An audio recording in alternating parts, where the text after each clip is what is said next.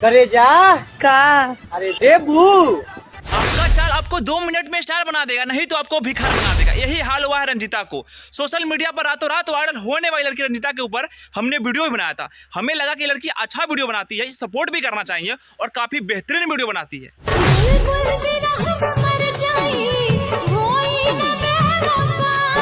इसका पुराना वीडियो देखकर हमें शर्म आ गया। का हो करे जा लोग देवे के मन भागी ना।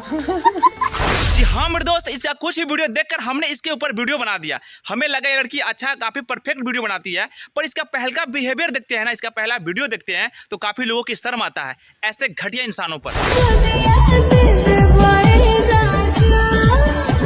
देवी और सज्जनों, इस तरह के घटिया वीडियो बनाए और आगे बढ़ जाए, ऐसा भोजपुरी में कभी होता नहीं है और ना कभी होगा। बिल्कुल आपने मेरे दिल की बात। इतना ही नहीं दोस्तों, आपको लगता है कि यहीं तक रुक गई है तो इसका एक और वीडियो देखो।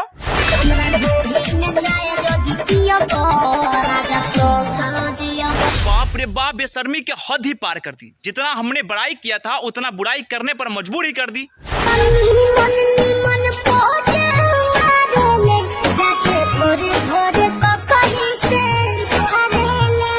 अरे ऐसे लड़कियों को कौन स्टार बना देते हैं? 20 सड़क पर नाचने वाली ऑर्केस्ट्रा वाली को आप लोग रातों रात स्टार बना देते हैं।